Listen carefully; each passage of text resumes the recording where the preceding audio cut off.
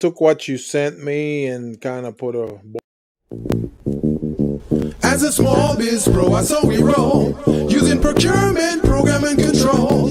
As a small biz pro, I saw we grow, using procurement, program and control. I'm a businessman, yes, I'm an entrepreneur. Oh yeah, I'm a businessman, yes, I'm an entrepreneur. Oh yeah, I'm a businessman, yes, I'm an entrepreneur. Good afternoon, everyone. This is the Business Zone with Crystal.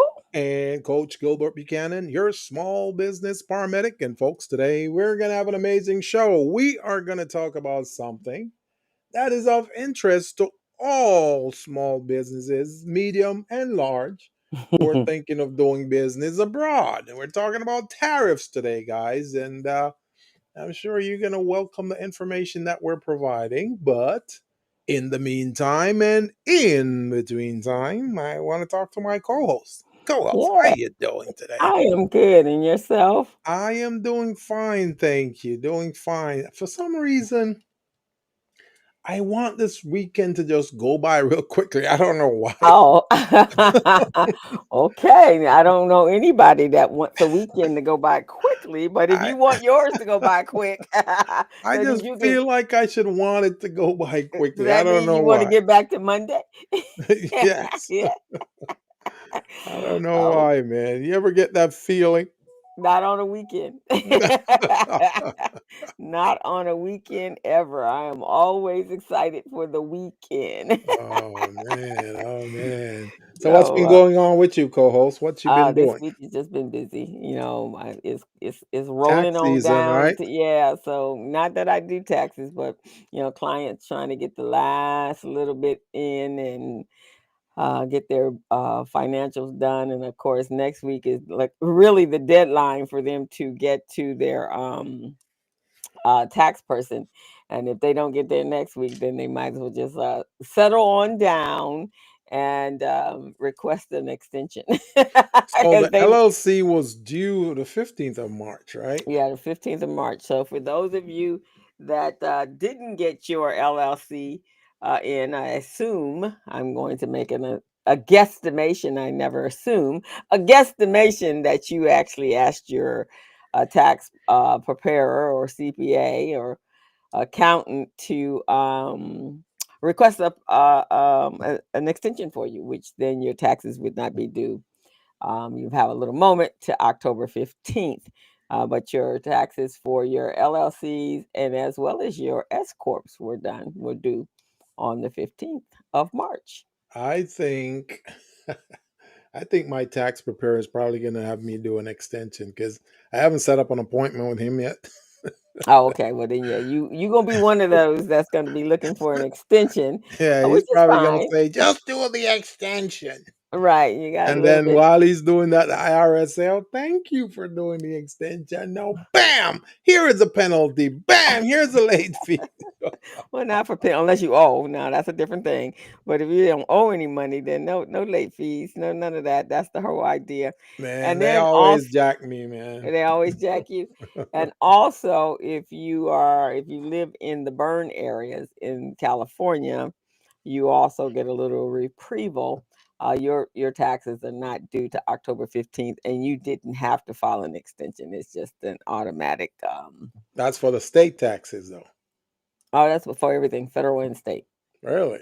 It's for everything because people houses burned down, man. Everything burnt. Oh, you mean Mr. Trump has a heart after all? He had nothing He's to do with gonna he's gonna that. let the Californian people have an extension? No, he had nothing to do with that. That happened beforehand, and I believe at that point, IRS was operating as an independent entity and not having a dictator telling them what to do and how to do it. So they were doing because they're the ones that had empathy and a heart, not the administration. Has the As one IRS guy calls them, the Wicks, the WHIG, the Wicks. what's that? What's that? What does that mean? That used to be the Republican Party before they broke off in the Whigs. Actually, it's called the Whigs. Oh. So that was the Republican Party, and or a third party, but that was who the Republicans were at that time. So Mm. he calls them that. But hey, Adrian, how are you? I Man, I see can't she. see Adrian. Where I where is know because she the would. chat is not on my side, huh? Yeah, it's not on your side, but didn't. She just something popped in to say she was liking us. Oh, Um, okay. Hey, thank you, Adrian. uh, We're gonna be talking about some more goodies for you and yeah, your business and tariffs. yeah, so that's gonna be a great conversation. This weekend for me, so I'm not really rushing it. I am going to tonight. The Intuit Ideas cohort and program that I was a coach in, and I actually taught several classes Hmm. for the Los Angeles Urban League. We're doing their graduation of the first cohort today. So, how long was this program for before the graduation? 12 8 months? months. 12 months? 12 months. It Dang, was a full that's a year. long time, man. It It's a is, long and commitment. well, the reason it was a long commitment or a long period of time was because in that cohort they got a year access to QuickBooks. They got a year access to a live bookkeeper who did their books for them, Hmm. and then at the end of the year, they had QuickBooks owns ProTax, and so they had their own personal tax preparer, ProTax, and so they got their taxes done, and so that is why it was a year long program, pretty much. And then they were learning all the way straight through, Hmm. and so tonight we're going to the Clipper Graduation. Dome, the Intuit Dome, Mm. and they're going to have the graduation and acknowledgement or celebration there. So the Intuit Dome Is is that where the is it Microsoft used to be? no, that was newly built by Bomber for the Oh, so Clippers. this one is in Inglewood then. This is in Inglewood, yeah. Oh, okay, okay. Hmm. So, and Balmer, is that's his, and so he, I guess, donated or funded this program for Intuit. So Mm. that is what's happening. So we're excited that which is fantastic. I mean, anytime someone can get a whole free year of bookkeeping, Let's hope they let's hope they take advantage of that. well, and throughout the time frame, those of us that are coaches, we were working with them, and then they also got a year of professional coaching or executive coaching from a organization called Zillow, and so that was helping them understand the business and how they're supposed to run business and be in compliance and why your financials are so important. So the question is, yes, afterwards, will they continue on? And so now that the rest of our jobs as coaches, and especially my job, is to make sure that it does happen. So I'm going to make sure there is a smooth transition. But most of them so far have done exactly that. Mm-mm-mm. Some of them couldn't afford QuickBooks afterwards, so what we did was we transitioned them to the product that they could afford, and hopefully they will increase their revenue and be able to go back. And then some of them actually increased their revenue in this time frame, so it was a good thing for them. So pretty much how many are graduating? About All 35 of 35? them. 35 of 35? them. Hmm. Oh, okay. Good Yes. number. 35 in this particular cohort. Now, it came back around again, and so now it is 50 businesses and 50 here in Los Angeles, 50 in Philadelphia, and 50 in Atlanta. But they're not being taught by the LA Urban League, right? They're Yeah, no, They're, they're by their urban league chapters that are the oh, okay, organization in their own state and city. in their own states. And we actually are teaching the exact same curriculum. Mm-hmm. So the meetings or the workshops are on the same day at different whatever the appropriate time in the time zone you're in, and they are all teaching.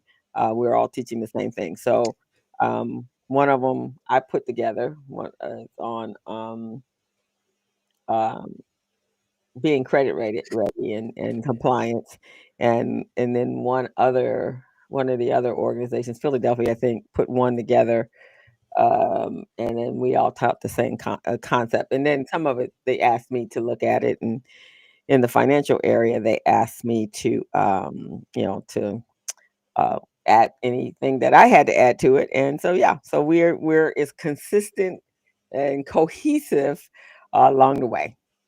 That was a good. So, so who's the creator of this? Is it the Los Angeles Urban League, or each chapter creates their own material? Mm-mm, it's the Urban League. Oh, okay. And it was initiated with us, and then Cynthia Hurd, who is the president of the the CEO of the Los Angeles Urban League, made the extension and invitation out to the other urban leagues for their Mm, programs.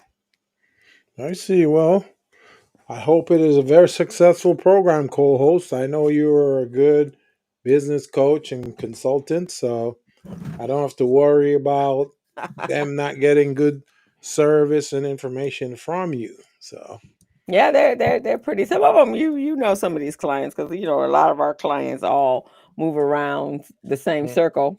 mm-hmm. So a lot of them have, over at the, they've been at NBP, and they've been at Glax BP, and they've been over at Vermont Slauson. So, sometimes, you get all this information, and then it's at a point that they have to execute. So, I think all of our businesses for the last, oh, I don't know, since the pandemic, have gotten excellent coaching from all of the top coaches in this city. And Mm-hmm. now it is time to produce. And Right. so now they need to execute everything that they've learned from you, everything they learned from me, everything they learned, and then come back for touch ups, right? But Right. at this point, if you've been in programs around this city, and especially in Los Angeles, I have to Yeah. say we are probably very unique in the sense that there's a lot of capacity building programs within the Los Angeles area, city of Los Angeles. And so, if a business is not successful in this city, I don't know where else they could be successful, because all of us are giving our expertise. When you do the BEP Mm-hmm. program, Yeah. um, these businesses are tip top and ready. Right. Wouldn't you Right. say? Yeah. Well, they should be. So let's hope let's hope they really make use of the information and materials that they obtain from these programs. Yeah. As you know, next year, 2026, that's the FIFA World Cup, and 2028 is the Olympics. So let's hope they're ready for those and can participate. Well, I was just thinking, it's interesting that you mentioned that, because I was just thinking, this week in the news, for those of you that are watching the news, um, there are bans that have taken place by the administration of the United States. And they're banning, I think it's like 41 countries. And so, how do those people, and they have actually gone in and deleted out HB1 visas, and they're taking away some individuals' green cards. So, with a visa, you have to have permission to come into the country, right? Hmm. So, that's going to be interesting. What does that look like from the United States side? And on top of that, um, look how many folks we done pissed off. Well, we haven't, but the man in the The White House, government. the man in the White House, the two men in the White House has pissed off everybody. So Mhm. it's just going to be quite interesting what that World Cup looks like, what the Olympic looks like if he's still in office for the next 4 years, Mm-mm-mm. because he didn't pissed off Canada. And now we can't go to Canada. He didn't pissed off Germany. They're not quite so thrilled with us coming there. He didn't pissed off China. And so they're not too thrilled with us coming there. So I Mm-mm. don't know what that looks like. It's going to be quite interesting. I don't know if anyone's having this conversation, but they really should be having this Yeah. conversation. Wow. That is unbelievable, man. Because I don't know what it's just like. How do you bring somebody here when you done basically said you want this country to remain isolated and by itself? You don't want to be friends with nobody. I'm an independent person. Right. I'm an independent business. I I don't don't need need no anybody. darn friend, no stinking friends. That is interesting, man. Well, it's going to be interesting today, folks, and we're hoping that you guys can call in. Well, not call in, but uh, type in your questions into the chat there and YouTube. And if you're watching on Facebook or LinkedIn, you should be able to type in your questions and your comments, and would love to hear from you. Want to hear what you think about tariffs? Yeah. How you think it will benefit or impact your small business. We want to hear that. So, my co host is going to tell you guys how to go ahead and subscribe to our platform. And by the way, the subscription is free subscription. There's no charge for it. And you guys get all the business access and acumen you need from us. So, go ahead, co host, tell them There how you go. So to. you can go to our YouTube channel, The Business Zone with Crystal and Gilbert, and then and hit the subscribe button, or you can hit the QR code, and the QR code will take you to our YouTube channel. Hit that subscribe button, and every week when we come on at 3 o'clock every Friday, consistently for the last 9 years. Um, you will find an archive of our shows, as well as you can view our show live as we are speaking right now. And if you're on, and you also may be watching us on Facebook, and you may be watching us on LinkedIn. And so, if you want to throw some questions in, here's a question I'd like for everyone to answer. What Now that you truly, or hopefully you truly understand how tariffs work, we're going to go through some 5 ways or 5 points on how it can crush, or it can disable, or it can definitely create some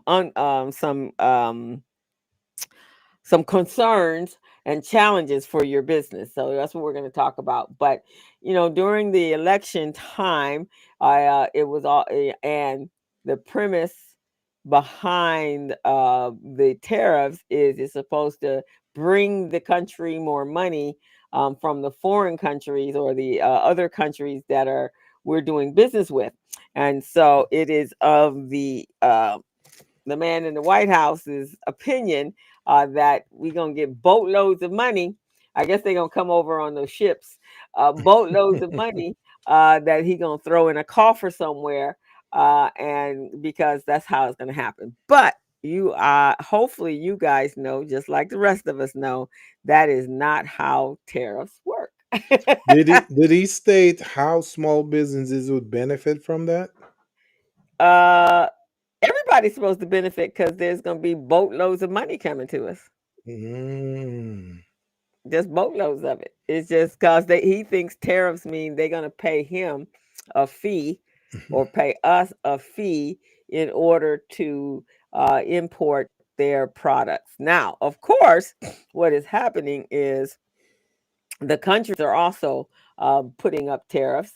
And so what that means is he's creating tariffs or increasing tariffs, which now means the product coming into us is going to cost more money to us, the business owners, and to the consumers, because and we're going to talk about this because um, the business owner is going to have to pay additional for the products that they're ordering, they're purchasing, and then of course he then has to pass it on to you in order to maintain his profit margin. But Gilbert, Okay. I am going to share, before we do that, I am going to share a video that has the actual, and hopefully it'll play on my side. Sometimes it does, sometimes it doesn't. But I am the only one on the internet today, so maybe it will. I want you guys to understand really what tariffs are before we actually get into it, and then we're going to talk to you about how how it can harm you. Hey, Marion, how are you? So Marion Lopez is saying hello to us, Gilbert. Hi, Marianne. I haven't seen Marianne in a long time. Yeah, I It's been know. It's it's been, been a while, man. Marianne, I hope you're doing well yeah, in your business, and I hope you got those contracts with Ralph's, Vaughn's, and all of those supermarket stores. right, exactly. So here, hopefully this is gonna play. Keep our fingers crossed. If not, then we'll okay, gotta go through all of this stuff. And then hopefully it will play. So if not, we'll just jump into our topic if it decides it doesn't want to play. And let's see. She says hi to Oh, you, Gilbert. there is Marianne. Hi there. You can see it. She's waving to us. Yes. Huh? Okay, then you can see it. All Yeah, but right. I Oh, can't is it gonna? respond though. I don't have that little window. Yeah, Marianne you would don't love have. to respond to you, but I can't. I'm handicapped today. This Yeah. platform is A not tariff is allowing me. essentially a tax on Okay, so let me go Go back ahead. here. It should. Yeah, let me stop this for just 1 second because I don't think I added the sound. I mean, he's I a was little bit of hearing a the sound. handicap. Oh, were you? I was Okay, I all was right. hearing the sound. Okay, all right. So here we go, guys, and let's try it. What is a tariff? And then we'll go into our show today once we get to goods it. and Okay. services that are imported. The purpose of a tariff is generally to protect the product or service that is domestically produced. Here are the basics of how a tariff might work. Let's imagine that country A produces widgets, and country B produces similar widgets. Country B is able to produce their widgets for $10 each, while in country A it costs them $14 to produce their widgets. Well, in an effort to get more business, the manufacturers in country B decide to sell their widgets in country A for just $13 a widget. As you can imagine, this isn't good for the manufacturers in country A. Now they can't sell their widgets for a profit. Well, business begins to slow for the manufacturers in country A, and because business is slowing, they must let go of some of their workers. Well, the government in country A doesn't like this, so they decide to impose a tariff on all widgets that are imported into country A from country B. They are going to charge $5 per widget to all imports. Well, now the manufacturers in country A are thrilled. They can sell their widgets for, let's say, $15 a widget, and the competitors in country B can't beat their price. So that is essentially how a tariff works. Now the real question is this good or bad? Well, for the widget manufacturer in country A, it's a great thing. They were losing money before with no real way to compete, but now they're selling their widgets again for a profit, and they can hire again, and their business is growing. So what about potential negatives? Well, one potential negative is retaliation by country B. Perhaps country B is upset by this widget tariff, and perhaps they put their own tariff on, let's say, chickens that are imported into their country from country A. And also, let's imagine that there's a lot of chickens that get shipped from country A to country B. Well, this could be the beginning of a trade war. And although it often takes a long time for trade wars to play out, there tends to be many losers and only a few winners in a trade war. Another consideration is the end user. You might hear an argument saying something like that country A manufacturers were taken off the hook. Instead of country A manufacturers having to innovate or cutting costs to compete with the manufacturers in country B, instead the government stepped in. So what about the end user? The people or companies that bought those widgets before used to pay just $13 per widget, thanks to the imported widgets. But now it's costing them $15 a widget, which makes their expenses higher. So are tariffs good or bad? Well, you decide, since it seems that the answer to that question depends on who you ask. There you go. So that is what a tariff is. And so it can become a trade war, which is what we have today happening. And so, in my opinion, based upon that, and we're going to go through how it's going to affect you, the small business owner, is I think basically the end user, which is the consumer, is basically going to be the one that's going to be hurt the most. What do you think, Gilbert? Hey, Michelle. She says, "Thank you for this session on how tariffs work." Michelle Moorbell. Glad to have you, Michelle. You're I don't hear you, Gilbert. What happened? Uh-uh. Gilbert's having technical Oh, difficulties. There you go. for some reason I was muted. I don't know what's going on there. Hey, So Michelle, welcome to the Business Zone. Thank you for reaching out to us. We're always here to provide small businesses and entrepreneurs uh, an advantage so you can dominate your marketplace. And this is coming up to be an issue in the marketplace, tariffs. So that's why we're covering that today. So if you guys have any questions at all, put it in the chat. If you have any comments, put it in the chat also. If you have any other entrepreneurs that you think should be benefiting from this, notify them and put them in the chat as well. actually, thank you. Yes, for sure. So here's the thing. And this is really and the reason why Gilbert and I felt this was an important topic for our marketplace, because our marketplace are minorities, right? They are black and brown, um, and business owners who already are buying things at a high price. Yeah. Because we don't always get all the best deals, and so we actually get hit with everything, right? And so this is why we felt it was important. So tariffs can be really a significant impact on a small business, mainly because you rely on imported goods and you sometimes export your products outside of the country, and you operate with industries that are subject to trade regulations. And so we're going to talk to you about how it can affect your small business. So I'll take the first one, Gilbert, and then you go with the next one. And Laura says, Luna Ball just joined us, and she said the same thing you just did. She said, "Small biz for me going into Canada. Their dollars is already depressed, so we will lose." right. And in most cases, most countries, if you guys look at a exchange, the dollar actually has more power at the present moment. I think is being destroyed, but at the moment, the dollar has more power in most countries. So we can go there and get and use our dollar. Hey Ed, how are you? Hey We can Ed, how use you doing, our sir? Thanks for joining dollar us. and we make it make like when I go to Cairo, the dollar is the Egyptian pound is 49 is for every $1 is $49 in Egypt.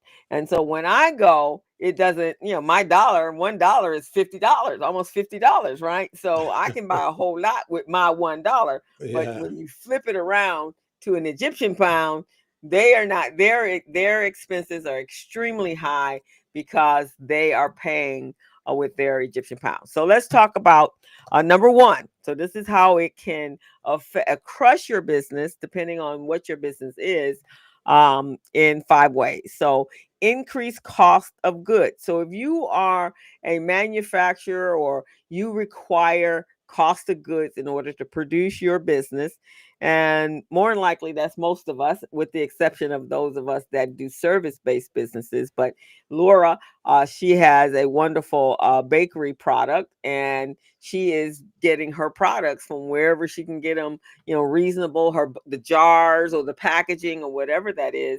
And if you are in the other industries, is a problem. So you will actually be paying higher import costs, If your business imports raw materials, components, or finished goods, tariffs could increase that cost, forcing you to either absorb the expense or pass it on to your customers. And a good businessman would have to pass it on to their customers because you still want to make a profit. But now, who are your customers? And will you have to make some adjustments there? And so the other point is supply chain disruptions. So tariffs can cause suppliers to increase their prices, resulting in more expensive and potentially less reliable inventory resources. Now, think back 5 years ago to the pandemic, and we had a supplier issue. And look how long, in some cases, it took us to get things like refrigerators and stoves and cars and things that we should have been able to buy, but because they were stuck out on a ship and if coming in from China, we couldn't get to them. So, of course, everything here, as the shelves got empty, now we're dealing with a supply and demand issue, and so everything started costing us more. All right, David, next on you. So, as you state, my co-host, that the increased cost of goods will affect consumers, it will also affect small businesses. It also decreases competitiveness because if small businesses can't pay those costs, then they can't compete. And if you can't compete, then higher consumer prices will be a thing. And that will then tell the small business, well, you're going to have to pass this on to your consumers or your customers in order for you to make a profit.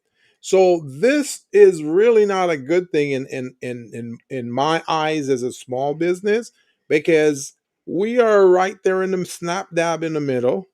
We're the ones really providing solutions, immediate solutions to consumers. So when we're there, consumers are expecting us to solve their pain in the marketplace. And when they see that the price is higher, then they're going, hey, I'm not going to spend my money. I'm holding on to this because I know prices will come down at some point. A typical example is right now what's going on in the marketplace with eggs. You know, Yeah. some people are paying like $10 a dozen for eggs. Some are paying 7. And in some isolated towns, you might be up to like 5.99 or closer to 6, but the price is just crazy. And the big part of that is that, the people are paying tariffs on importing or exporting certain products. So this is not a good thing for small business and our consumers. Now, another disadvantage with this is that there's certain struggles against larger companies because the larger corporation, they have financial flexibility. They can absorb the cost of tariff, while a Mm-hmm. small business cannot. So again, if they can absorb that cost, they got to pass it on to somebody, and who is it going to be passed on to? The consumers. So yeah, we're not very happy about that. Right. And to give you a perspective of what the US actually has imported, the top categories are machinery, and this includes computers and hardware.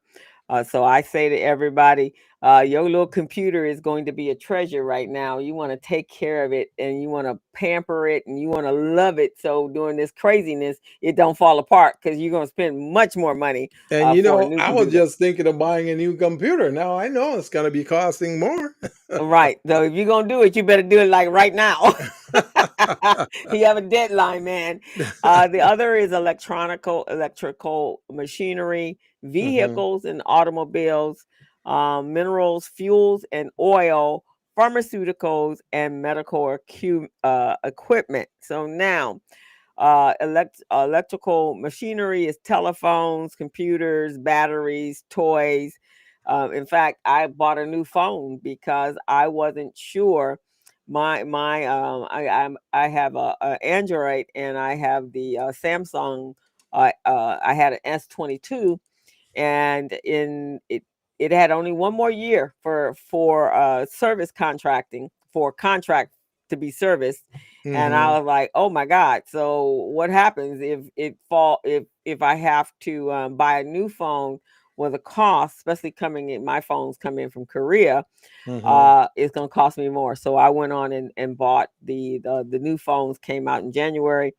So last month I bought it so that at least I know it'll be good for the next 4 years, Yeah. and I won't have a problem. But those are the things that we typically are purchasing, and then of course, like Gilbert says, and of course, knock on wood, and I'm gonna really pamper my computer and make sure that it gets the best of care, because man, when we're in business now. For us, the service-based business, without a computer, we are You're lost. it's like being dead. If you don't have a computer, man, and you're in the service-based business, you could say sayonara. Also, your cars. Hopefully, your cars. I'm gonna be talking sweet talk, sweet love, love notes to my vehicle, so it don't fall apart. So I don't have to buy a new one. I know you just got a new one. Yeah. Um, I so kind of I kind of suspected that things were going to go crazy cuz remember after COVID in 2020, yeah, the price of automobiles, man, used and brand new went to the roof. And I'm right. going, man, I don't want this to happen again. So I just quickly went out there, man. My car was acting strange and I wasn't quite sure what's going on. I said, listen, man, let me get rid of this thing and get me something more reliable. Right, exactly. Because you want to see if you can jump. It's like get the sale before before Yeah. the sales go off. So Yeah, man. So before they strike the what do they call it? They make these things mandatory or pass it to into law. You want to right. make sure you try to scour the marketplace and see what type of opportunities you can tap into. Which takes us to this next point, the third point here on reducing export opportunities, because that's really what tariffs does. If there's Hmm. tariff, more many small businesses will not want to do business abroad. They may not want to send their product and services abroad because they know if they're selling it for a certain price, they still got to pay that tariff. So that's going to bite into their profit. So it really creates a problem for small businesses with this U.S. policy burdening small businesses. They cannot export good. I remember we did a show, I think it was the first month of this year in January. We did a show Hmm. about finding alternative markets. If you're Right, we not, did. yeah, if you're not getting products, customers in your local marketplace, you want to look into exporting. Finding other markets, and we identify some countries. Canada was one, Mexico was one. We talked about the Caribbean. We talked about South American countries. But if in getting your products to those countries, you're going to be hit with tariff, especially if it's a retaliatory tariff. If someone is retaliating because they don't like what somebody on the other side say, they're going, well, we don't like what your country is about, so we're going to put a tariff on you. And then the other side say, oh yeah, you're going to put a tariff on us? Okay, we will double our tariff on your small businesses. So Yeah, which now is that what we're makes doing right now, retaliatory, and it's like a pissing contest. hmm. Who can go further, and so it's getting ugly. It's ugly, man. Oh yeah, that's no good, man. No, small business and consumers do not benefit from that. The ones who probably benefit are the ones imposing the tariffs, because if a business has to go through there, they have to pay, and then the corresponding country will get those funds. But we in the middle and the consumers, man, we don't get any of that. No, it doesn't. It doesn't trickle down. That trickle down theory doesn't work. Never has actually, but it definitely doesn't Never, trickle down to never us. worked for us. Right, And then and it then accesses it restricts our access to expanding our sales, expanding our revenues. So this is not a good thing for us. it's not a good thing. And then here's the other part of it, Gilbert, and that comes to the number four is we're still recovering in some cases, depending on where you are, we're still recovering from the pandemic. Even Hmm. though it's been 5 years, there Yeah. are some people were just getting to a place where they were breaking even. Yes. Now here we go, sending you back to where we were for in 2020, and so now whatever increases or increase in profit, or if your cash flow had loosened up a little bit, and now you were feeling, wow, now I can expand my business. Now you got to pull that back in. You got to rein that back in and go, no, it's not the time to do that. If you were trying to expand your product line, and you needed to go out there and get good, a pricing, got some great competitive pricing on the products that you want, the raw materials that you needed in order to create a new product line. Now you got to rethink that. You got to put that on hold while Hmm. this whole thing is going on. Hello, Greg. How are you? Greg said, as long as there's no tariffs on my beef patties. Well, if they're tariffing chickens, which gives us the eggs, they may be tariffing your cattle. Soon, soon come, as Gilbert Oh would say, man. soon come the tariff on the cattle. But, my sister and It's I, amazing that he said that because a lot of the meat products or food products that they import here from Jamaica. I don't know if they have any tariffs that way yet, or if they're thinking about it. But a lot of those products that we import here, like Blue Mountain coffee and a lot of other things, the price is much higher. It's like doubled. yeah. So it really still affects us, Greg. So that Jamaican beef patty and the curry goat and curry chicken you're talking about, you may not be able to have any of that anytime soon because the price is doubled. Yeah, the price is double. And every other country, and that's the problem, I think. If you don't travel to other countries, Hmm. we think our prices are high. Hmm. No. The average price for gasoline, we complain about $5. Yeah. It ain't no $5 in other countries. And what is the gas in, when I think the first time I went to Jamaica, it's like, whoa, that's a lot of money. It's like you have to be a millionaire to be driving a car there. And we complaining about $5, and you guys over there paying $25 for a gallon of gas. Well, pounds, but it's still looks like a lot of money to me. I And tell you, so man, it's crazy. we just don't know that. So for those of us that are small business owners, you're really going to have to maintain your books, because you got to really be able to see, if you when you identify, you have to be able to identify your, when you have cash flow, when you have when it becomes so tight and you're struggling to manage your those increased expenses, when you were already struggling, possibly maintaining the reduced expenses, and so now it's going to increase that. And then you're going to have to absorb some of those costs as a business owner, which then is going to reduce your profit. So being able to keep track of your financials, do your bookkeeping every month, is going to be vital during this time, because it appears, since it's a tit for tat type of retaliation, that means that once if you get comfortable with one price, then there's going to be another tariff added to that, and now you're going to have to increase it again. So it's just going to be a really poor situation.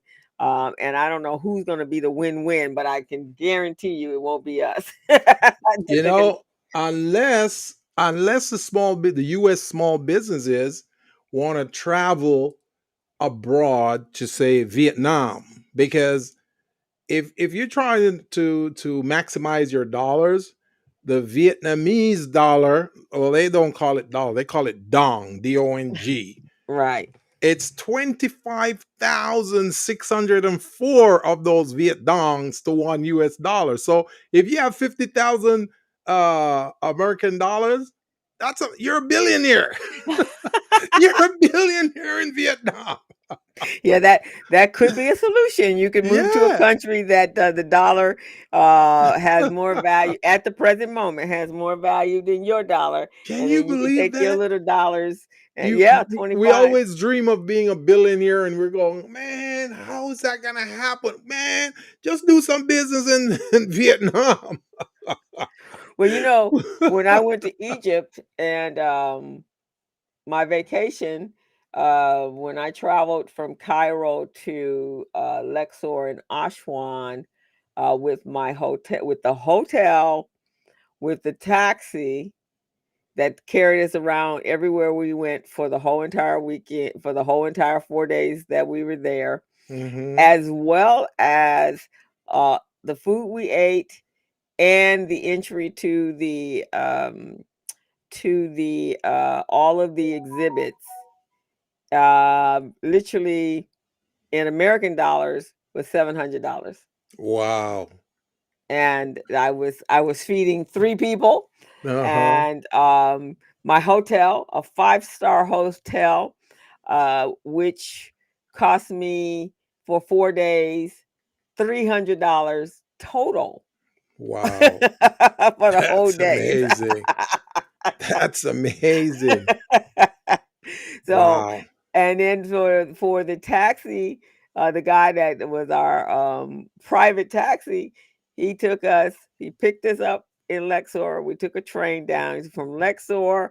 He drove us all around Lexor. He then drove us to Aswan, which is another 4 or 5 hours, brought us back, and then drove us back to Cairo, which is 12 hours. Hmm. It cost me $400 too. Wow. I just got this idea, co-host. I just got this idea. I believe Greg said the oligarch democracy. Democracy.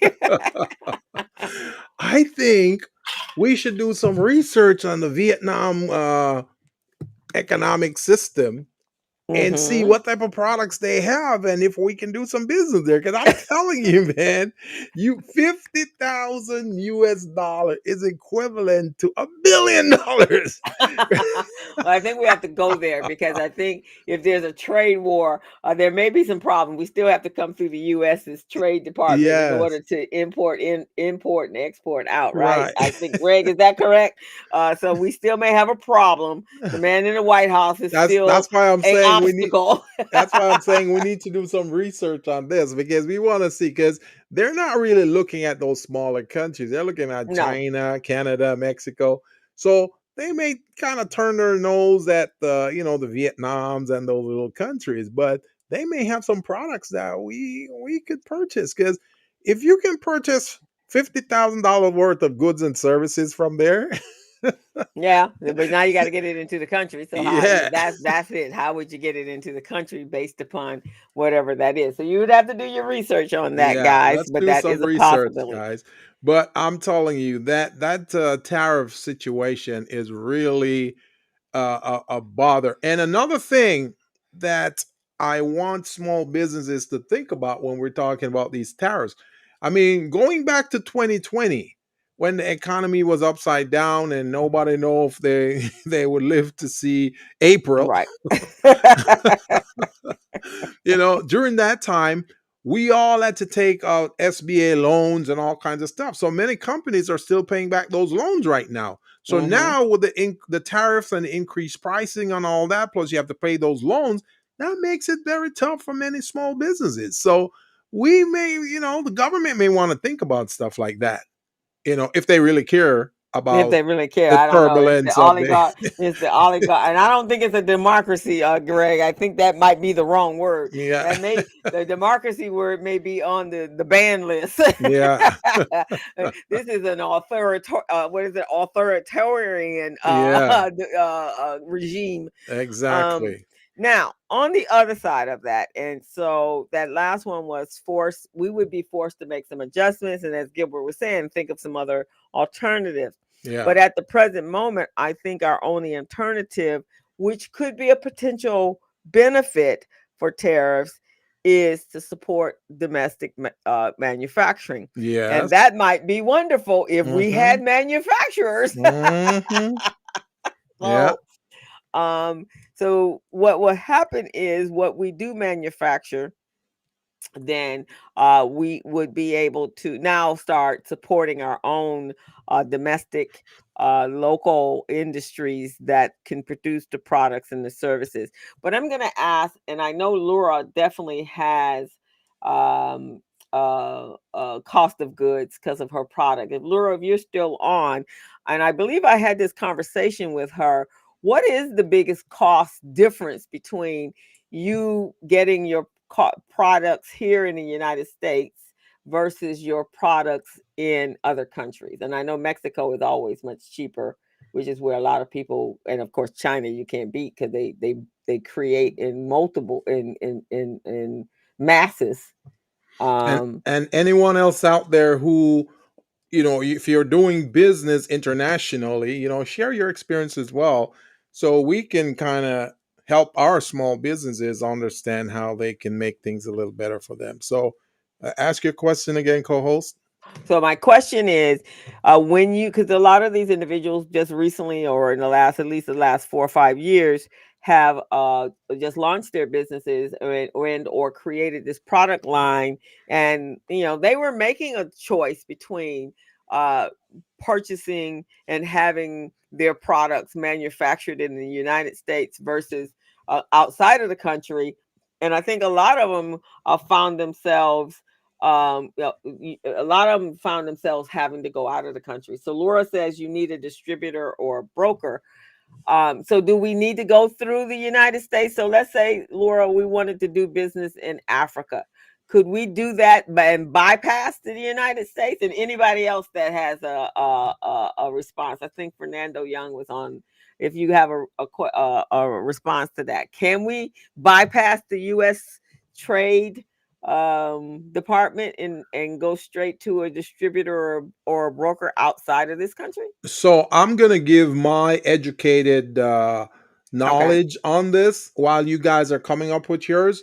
But I believe that once you're doing business internationally, you're doing business with another country, you have to go through the Department of State, That's what I and thought. and Oh. the U.S. Department of State, they put certain systems and programs together and show you what's good, what's bad, what areas to stay away from in terms of doing trade, because you got a lot of pirates out there on the Mm, ocean. They'll hijack these ships, take away the cargo, So they arm you with that type of information. They also arm you with information that will help you to prevent additional taxes. So let's say there's not a tariff for the country you're trying to do business with.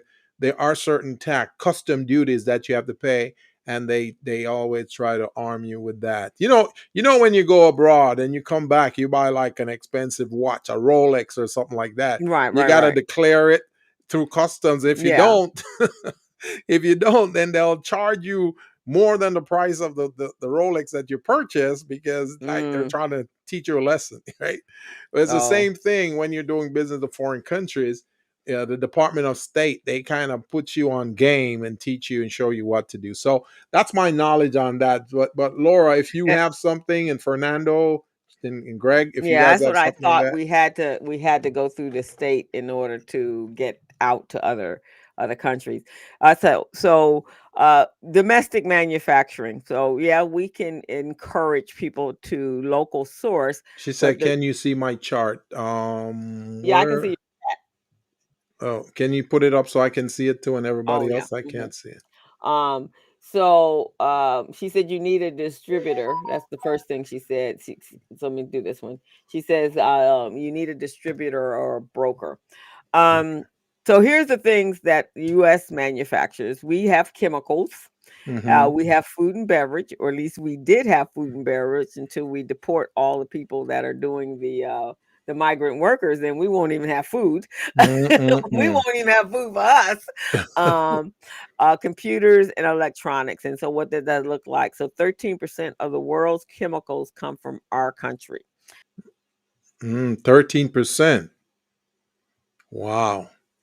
So that means we have to look elsewhere for anything additional in order to keep our Significant economy part of fueled and running. is also a manufacturing and computers, electronic products, um, including semiconductors and navigation equipment, is something that we actually manufacture.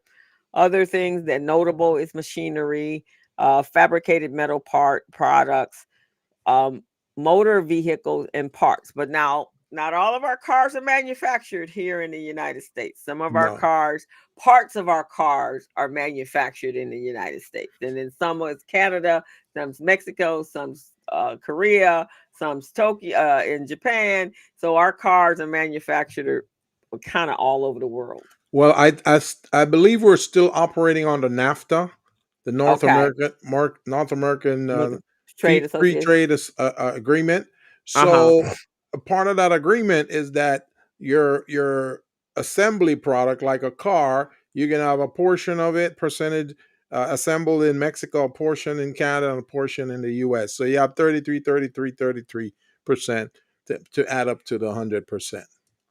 Okay. And Okay. that was the reason, why the NAICS code was invented, just so you guys know that. Oh, because okay. because of NAFTA, the NAICS code was created under President Clinton. So instead of having the SIC code, the SIC code with four digits, Mm-hmm. they created the NAICS code with 6 digits, and so they can assign NAICS codes to parts and products and services and anything business you do. So that's the whole purpose of that. If you guys Okay. didn't know the history I of didn't NAICS know. I code, didn't know all of the history of that. So thank you very much, co-host. yeah. Um, so those are the and transportation equipment, aerospace, pharmaceuticals, petroleum. What else did we do? Paper products, printing, How about medical clothing? equipment. How about clothing? A lot of our clothing comes from China. Okay. Most of our clothing comes from China. Laura says another cost is dual language. Oh, okay. Labeling. Dual language labeling and how that impacts your packaging costs. Yes, Oh, so you got to do it in English and Spanish or English and French. right. So yeah, Oh, so you would yeah, because that's really really important for the health department and that's good. That's a good point right there, Laura. We never even thought about that. I yeah, know because that. she I know that when they put together their manual, operations manual, they have to do it in multiple languages. English and other countries. But I never thought about it that way. and you have to have international SKUs and CSI code. GSI. GSI, I'm sorry, GSI codes. So now, if those are the case, then those are some pretty important items. I mean, especially for those of you that are manufacturing products. So one of the other so here's some suggestions or possible suggestions how to mitigate the impact. So obviously, diverse suppliers, look for alternatives, tariff-free countries to source Yeah. goods. I also think that this is a good opportunity for our minority business owners to create some businesses that can solve some problems for some of these individuals, for some people, some in our own country, right? Um, so that opens up a marketplace for those of us that are minorities that we can now fit in a niche or fit in a gap that is no longer available to us. So we have to, of course, see what it takes to do dual languaging labeling. But if you are a multilingual or polylinguistic individual, you probably could do that, See, right? co-host, you bring up a good point right there, and this is something we've been preaching on the business zone and in our workshops and in our training program over the years, is that small businesses need to start working in uh, what do they call it, like a coalition. Yeah. So one business may do this, the other one do that, and you work together, and each company benefit from the other. So instead of you reaching outside of that community to get what you need, which may cost a lot, you contain that cost within the community that you have, that network community. Exactly. So and then for things like and this is so let's get on that line on how do you or we can create new businesses out of this challenge, right? Yeah. And so you can create repurposed clothing line. So there's everybody got plenty of clothes. Now Hmm. you can repurpose them. I know H&M has a return policy. You can return clothes to H&M. They will repurpose them and then you'll get a discount off of your new purchases. Yeah. So that's some ways to do that. Um, and then the other part is negotiate with suppliers. Now, obviously, you know, it's going to take some great negotiating skills, but we're all in this together. And so, as Gilbert just said, this is not just a individual state problem. This is a whole entire country problem. And so, maybe, as he said, a coalition would be good. And do what do they do in Jamaica? What they call that? They do barter, not bartering. Bartering. Yeah. I have some sugar here if you need some of this. If you got excess of something, Yeah. maybe you can barter with someone that has an excess of something, and until we get through this, we can manage. We can figure out how to manage this. And Yes. then the next thing, and this is very, very difficult for smaller businesses because our margins are so tiny to Hmm. start with, is adjusting your price strategy. And I Oh know man, every that's a business killer. That's a has a killer. hard time with this one. You don't know if you've had long term time customers and increasing their prices. How do you do that without losing them? And then generally, I tell my clients that one is expand their demographics, expand their clientele, and then new customers actually pay the increased price. And then the way I speak when I talk to my clients, I talk to them about bundling. And so sometime in bundling, you Yeah. can take something, you can increase the price slightly, but something that's not selling anyway, Yeah. but you put it in a bundle and each item has a cost, then Hmm. now you're able to generate a little bit more revenue, and then the customer thinks that they're getting more because it's a bundle process. And another way of looking at this also, you mentioned bundling. Let's say you have a variety of small businesses. Let's say you have five small businesses. They kind of produce the same, similar type of product. You can put them all together and ship them as one, in one shipment. So then the cost of that, you split it among five. So then it won't be as burdensome on them. You see what I mean? So Hmm. that's another way of curtailing that. And one other way that I can think of is you go direct to consumer, direct. So instead of you having a distribution channel where you got to pay a distributor to get your product to market, to get it on a shelf of stores, you just go directly to kind of like Amazon, right? Amazon Hmm. go Hmm. directly to the consumer. You got to do the same where they purchase directly from you, either online or you have a location where they come or something to that effect. But you're gonna have to cut out some of those middle costs, like distribution points, advertising points. You know, it's unbelievable. And I think you're on the right track, Gilbert. And also, before Amazon, we purchased on eBay Yeah. because eBay they would buy somebody would go out and buy a whole lot Hmm. of this a company going out of business, right? Yeah. And then they would put those on sale on eBay.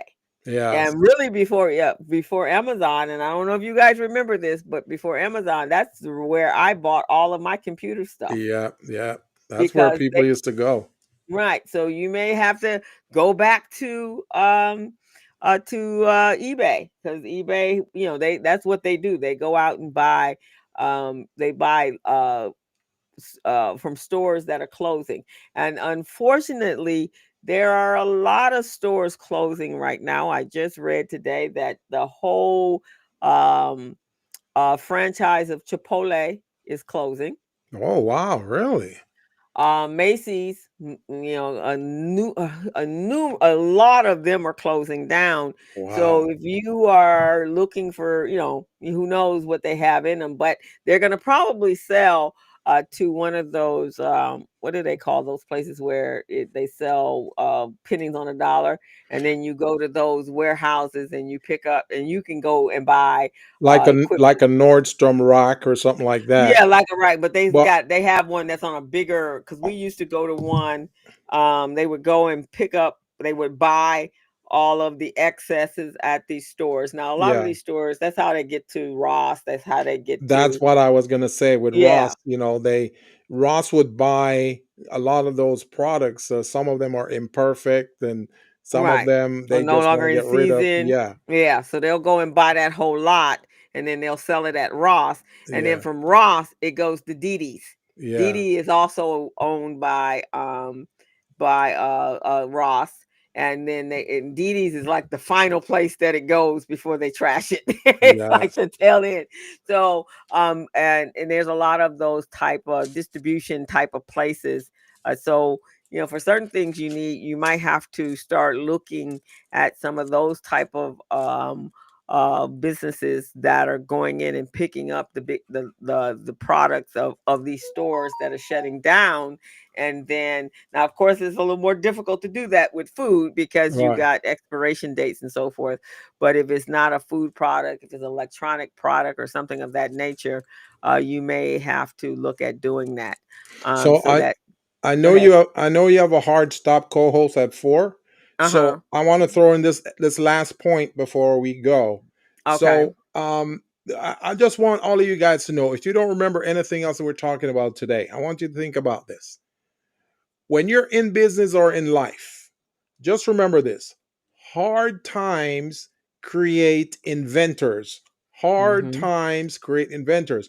Just like in slavery, they were forced to do all these hard labor and they couldn't figure out how to do it. And that's how many of those slaves invented things. Okay. Mhm. So, with these tariffs and these unreasonable burdens and costs on small businesses, I want you guys to think of ways that you can alleviate this problem, alleviate the burden on your business and your customers. So come up with systems that will help you. If it means you got to come together and do it, or you do it individually, but try to think of ways that you don't have to go through tariffs, you don't have to go through all of that. Figure out other ways that you can get that done. Okay. So Exactly. I just wanted to put that out there and let you guys know, because think of all the inventions that's created. It's not just created because somebody was just happy. No, they were going through some hard times. Things were horrible for them. And Mhm. even during the COVID 2020 period there, Mhm. a lot of people invented a lot of things during that time. So you think of that, guys, and that's what I want to leave you with today. And then I'm going to back that up as well as so this is a time we in the Black community should this is our solidarity time. This is Mm-hmm. us working together to help each other, just like our ancestors did.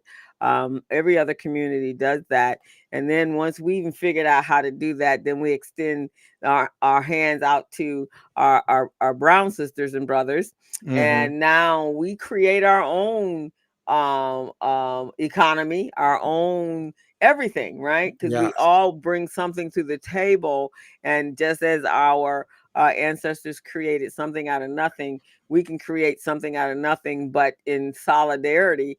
And if someone decides they want to be segregated from us, and they didn't made that distinction in the sand, and they didn't as what's the name used to say in Stallone, whatever that movie, they didn't draw in blood, Mm-hmm. then maybe there is something to that. If they want to go off and be lone rangers by themselves, let them be lone rangers. But here's the thing: I know the most creative, talented, hardworking people are minorities. Right. That's what And I know. and just remember this, guys. Just remember this. We keep talking about working together, and people, yeah, yeah, yeah, yeah. I don't want to do that. I stay over here. You stay over there. I want you guys to think of this, okay? Remember, there are 39% Latinos in this country, okay? 39% Latinos. and 15% blacks. You add those two numbers together, what do you get? 54%. That means now we're the dominant group. Okay. Think about that, guys, when you're doing business. If those two groups come together, do business together, and do business collectively, man, we control this marketplace. So think about that, guys. And it gives us a bigger voice, and now we can push back. But if we're splintered, we cannot fight with splintered you know, you got to come together. Yep. If we come together and we fight this fight together, as Gilbert said, we're 54% of the population, and then you take the Asian population, which I think is somewhere around 17%. That makes us that pushes up into the what did you say, 54? That pushes us up to almost 70%. There That's you what go. I'm talking about. We Now control we got something everything now. going on, man. We got to work together. So Fernando says, "Amen." That's how we win. We have to network and create a win-win situation. That's right, Um, brother. if That's they're right. targeting us, then we band together and we create this solidarity. And now we can push back because we have the bigger numbers. Right now, we're thinking we don't have those numbers. We don't if we're segregated, Right. separated. But if we're together, then Mm-hmm. yes, we do. When those two Yep. groups come together, we can set new laws, new mindsets. We can be the majority That's of what the House I'm in talking the about, Senate, man. I've been right? talking about that since day one, and nobody's listening. So Right. I'm still on my bullhorn here, and hopefully, a few people will listen. 54%, guys. Think of that. Latinos and blacks together. Mm-hmm. 54%. That means we're the majority in the marketplace. So even if we do business among ourselves, we're still good. We're still good, and we're respecting each other of what we bring to the table. Now we're empowering each other, and we can overcome anything if that's the case. Right. Right. So that's what we need to be. Maybe this is, maybe this uncomfortable, challenging time that we're in is helping us understand and refocus and realize that we are better together than we are alone. That's And exactly so, what I've been saying, man. yeah, Hard times build creative people. right, exactly. And here's the other thing, guys. We are so much better equipped for these challenges than anybody else out there, That's because true. Group. communities and people, we have suffered more than anybody else. We've So been through it before. right, and so it's not like we panicked, because we know how to pull them ends together and live on meager uh, uh, uh, uh, Existence. existence until we ride through this one once again.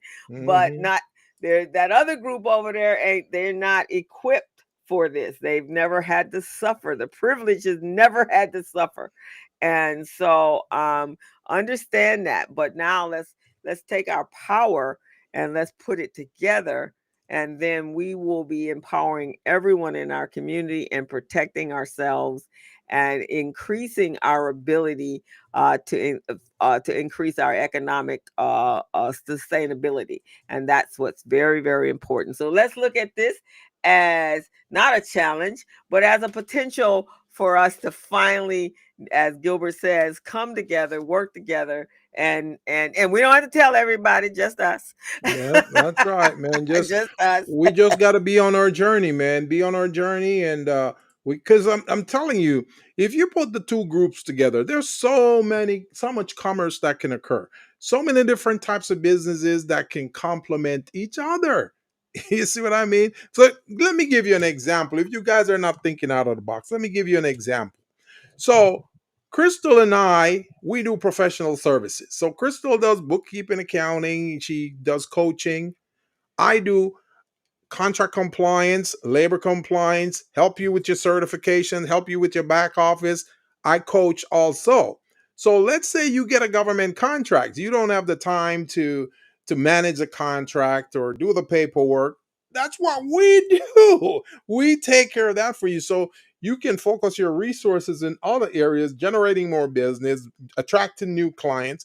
That's a coalition right there. That's a dream come true for you. And Mm-hmm. that's how you got to look at it. Many of you small businesses right now, you don't do your own books. So you hire a bookkeeper, you hire a bookkeeper and an account. That's how you got to do those things. So think of it that way and you'll win. Yeah, it's called, coming together and combining those skill sets and bartering what you Mm-hmm. need to do to Barter. make sure that's how we do that. And whatever that looks like. And here's the thing, Gilbert, I always tell people, I get people, and I'm sure you do too as well. They're always concerned about being competitive in their own communities. So I always use my analogy is everyone that I know and that I do that are my peers, every one of us are coaches. Yes. And Yeah. I never feel like I'm in competition with any Yeah. coach out there. Right. And I have no problem sharing my wealth. If my plate is full, let me share it with someone else, because I'm not in competition with you. I'm trying to help solve the same problem you are, right? We There's a don't need piece to be out in there for every competition. No. Right. There's a piece out there for all of us.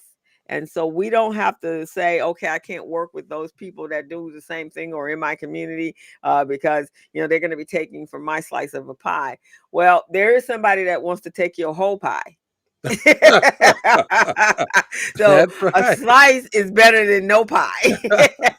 And if you want to look at it, that's a great analogy, co-host. If you want to look at it that way, you're a pizza manufacturer. Okay, what do you need? You need a baker, right? You need Right. someone to produce the flour, the pepperoni, the meat, all of those things, right? You need someone to knead that flour, get it going, right? You need someone to provide the bake, the oven, so you can put that stuff in there. Those are Right. different resources right there. You can come Right. together in order to produce a pizza. Right. A lot of Exactly. people don't think about how the pizza is made. They just sit there and enjoy it. Mm-hmm. They know it's great because it tastes good, but they don't know what goes into making the pizza. So that's how we got to look at this thing, man. Coming together as entrepreneurs, small businesses, we got to complement each other.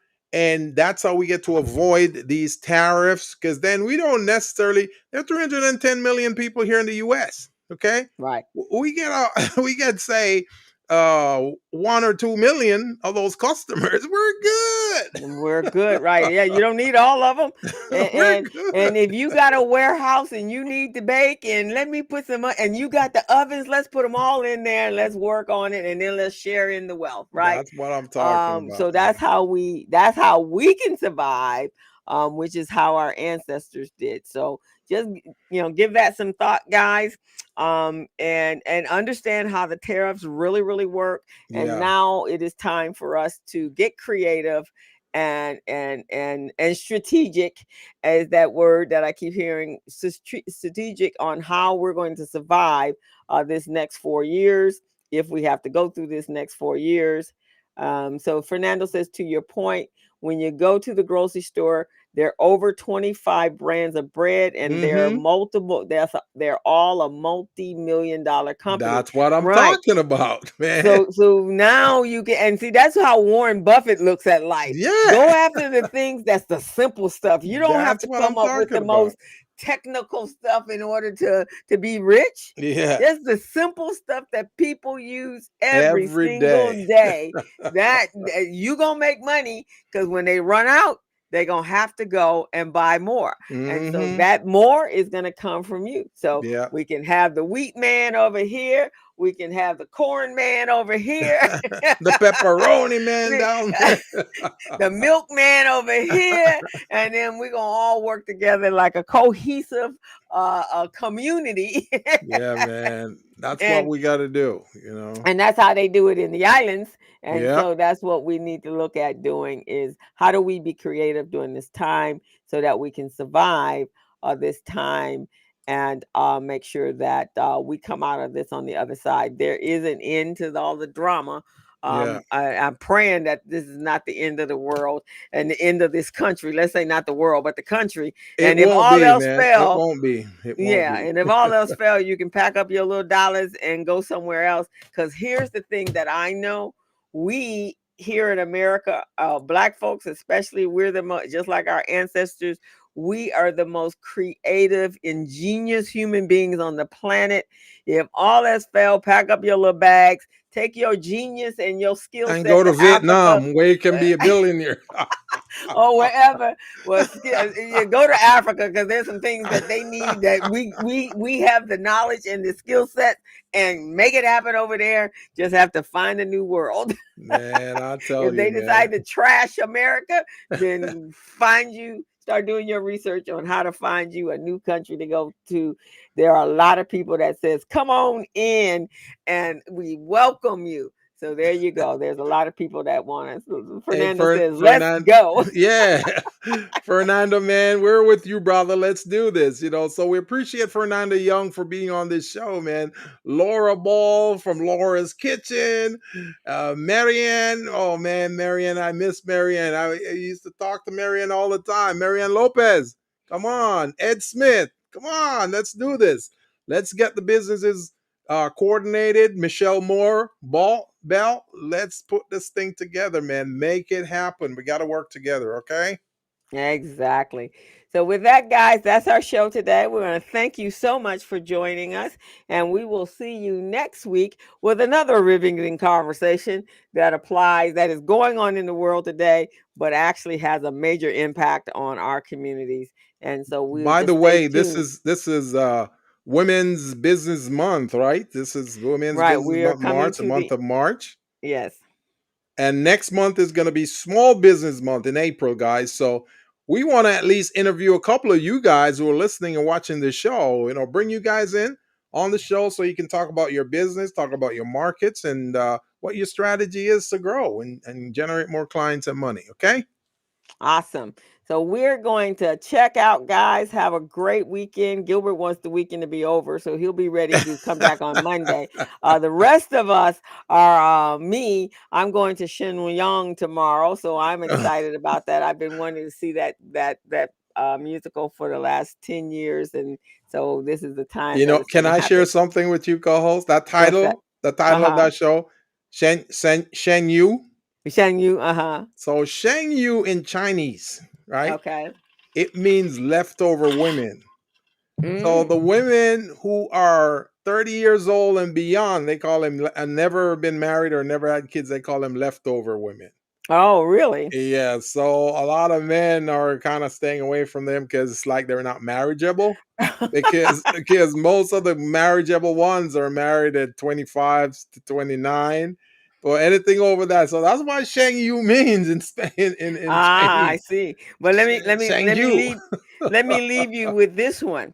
Would you rather have a 21-year-old naive, not really a can help you grow kind of person, or would you want that 30-year-old that has some wisdom and some skills that can be equal partners with you to help you increase your kingdom? As a man, it depends on where you're at in life. Because if you're Yeah. at a point where you garnered everything you want and you just want to have fun, you'll go with a 21-year-old. Okay. But All right. if you're at a point where hey, you just want to chill and you need a companion, then you'll pick the 30-year-old.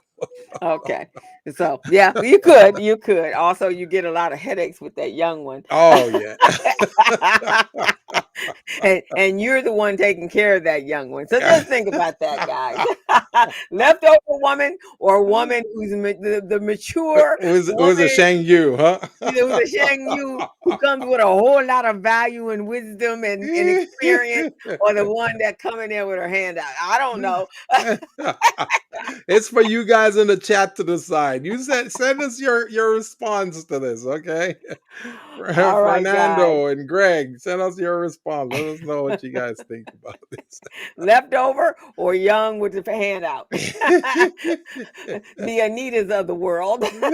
I need you to do this for me. Anita, you I like that. I need a you. I needed you to do this for me and to buy this for me. All Oh right, man. everyone. We will see you. Have a great weekend. Stay tuned and come back to see us next Friday. And know that you can go over to our YouTube channel, hit that subscribe button, and subscribe to our YouTube channel so you'll get notification when we are on the air every Friday at 3 o'clock. So we will see you guys next week. Have a fantastic week. And come on My, back, y'all. my co-host will play the outro, and we'll see you Yeah, guys next week. right. Okay. Oops, I Nope. didn't. I did. As a small biz pro, I saw we roll, using procurement, program, and control.